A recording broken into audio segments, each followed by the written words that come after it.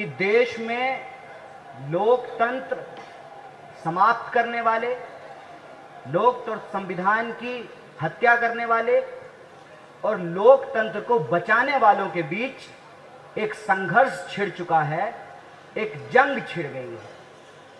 हम एक तरफ वो लोग हैं जो चाहते हैं कि लोकतंत्र जिंदा रहे, विरोध का स्वर जिंदा रहे, संविधान का राज कायम रहे, वोट का अधिकार जनता के पास सुरक्षित रहे।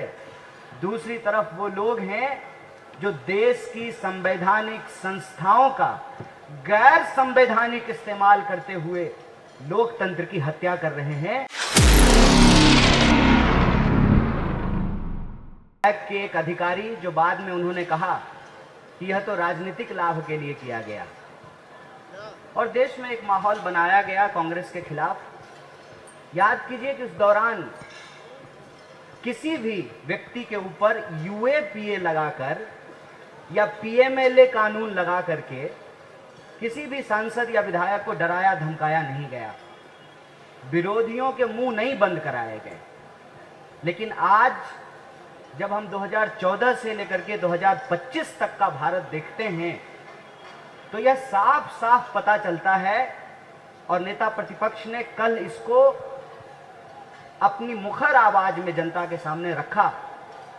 समझ सकते हैं कि एक तरफ इस देश के लोगों के अधिकारों को छीनकर देश की संपदा को बेचने वाले लोग हैं, दूसरी तरफ लोगों के हक और अधिकार की रक्षा करके, संविधान को बचा करके, लोकतंत्र को कायम रखते हुए देश को बचाने वाले लोग हैं। तो ये बेचने और बचाने वालों के बीच लड़ाई है। और यह बात हम इसलिए कह रहे हैं कि आप सबने देखा कि 2014 के बाद अमित शाह जी के शब्दों में एक क्रोनोलॉजी इस देश में देखने को मिलती है। पहले विरोधियों को डराया गया, धमकाया गया, झूठे मुकदमे करके जेलों में डाला गया। फिर जो एमएलए और एमपी थे, ईडी और सीडी और सीबीआई के दम पे उनको अपने साथ मिलाने की कोशिश की गई और रिजॉर्ट का खेल शुरू हुआ। ऑपरेशन लोटस के नाम पर चुने हुए विधायकों को खरीद करके इस रिजॉर्ट से ले उठाते थे, उस रिजॉर्ट में पहुंचाते थे, चुनी हुई सरकारों को गिराया गया। मतलब पहले अमित शाह इस देश के एमएलए चुराते थे, फिर उनको लगा कि जब चुनाव आयोग हमारा ही है, ईडी अब हमारे कब्जे में है, सीबीआई हमारा तोता बन चुका है, तो स्वाभाविक रूप से उनको लगा कि करोड़ों रुपया एमएलए के ऊपर खर्च करने की जरूरत नहीं है। एमएलए चुराना छोड़ करके, एमएलए को रिजॉर्ट घुमाना छोड़ करके वोट चोरी का कार्यक्रम बनाया गया। क्रोनोलॉजी समझिए, पहले एमएलए चुराते थे, फिर वोट चुराना शुरू किया, और इन दोनों हथकंडों के बावजूद अब की बार 400 पार का नारा जब सफल नहीं हुआ, तब वो एसआईआर लेकर के आए हैं। और एसआईआर का जब बिहार की धरती पे पुरजोर विरोध होना शुरू हुआ और लोगों ने कहा कि जो चुनाव आयोग कागज मांग रही है, पहले वो अपना कागज दिखाए, वोटर लिस्ट दे देश की जनता को और बताए कि वोटर लिस्ट में गड़बड़ी क्यों है, क्यों एक लोग का नाम 4 जगह पे है, क्यों जिंदा लोगों का नाम काट दिया गया है, क्यों जो है मरे हुए लोगों का नाम जोड़ दिया गया है, क्यों आधार कार्ड नहीं स्वीकार किया जा रहा है और आवासीय मांगा जा रहा है। जब इस पे हल्ला शुरू हुआ तो चोर ने नया नुस्खा अपनाया है।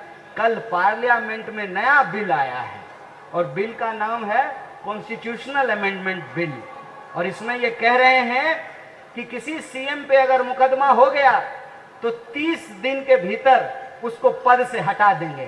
क्रोनोलॉजी समझे, देश के लोगों को क्रोनोलॉजी समझना चाहिए। पहले एमएलए चुराते थे, फिर वोट चोरी किया, उसके बाद सीएम चुराने का प्रबंध इन्होंने कर लिया है। मतलब एन केन प्रकारेण यह इस देश में लोकतंत्र में आम लोगों के पास जो जनता के पास चुनने का अधिकार है उसको ये छीन लेना चाहते हैं, लोकतंत्र को ये लाठी तंत्र बना देना चाहते हैं। और यहाँ जो एक जरूरी बात है जिस पे हर नागरिक को, मैं कहता हूं कि भाजपा के समर्थकों और कार्यकर्ताओं को भी सोचने की जरूरत है कि जब सरकार ही चोरी से बनेगी तो वो जनता का काम ईमानदारी से नहीं करेगी। जब सरकार चोरी से बनेगी तो बेरोजगारी दूर नहीं करेगी।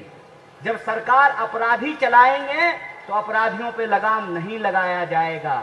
जब एमएलए एमपी को मालूम है कि जनता से वोट लेकर के एमपी एमएलए बनना ही नहीं है, जब सीएम को मालूम है कि प्रधानमंत्री और गृह मंत्री के कृपा पात्र से ही सीएम रहना है, तो बताइए वो आपका पलायन क्यों रोकेंगे, आपको नौकरी क्यों देंगे, आपको शिक्षा क्यों देंगे, आपके स्कूल और कॉलेज क्यों बनाएंगे, आपकी सड़कें क्यों बनाई जाएगी।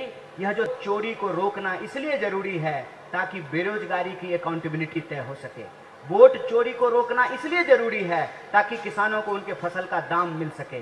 वोट चोरी को रोकना इसलिए जरूरी है कि जब पेपर लीक होगा तो वोट चोरी वाली सरकार उसके ऊपर कोई कार्रवाई नहीं करेगी। जब अपराधी ही सरकार चलाएंगे तो अपराधियों पे कोई नकेल नहीं कसा जाएगा। और जब पेपर लीक से बना हुआ दरोगा है तो वो अवैध शराब बेचने से क्यों रोकेगा। जब पेपर लीक से बना हुआ डॉक्टर है तो वो सही तरीके से ऑपरेशन क्यों करेगा। जब पेपर लीक से बने हुए अधिकारी हैं तो उनका जनता के प्रति कोई जो है कोई उनकी जिम्मेवारी नहीं है, कोई उत्तरदायित्व नहीं है। इसीलिए हर व्यक्ति को, देश के एक एक नागरिक को यह समझना पड़ेगा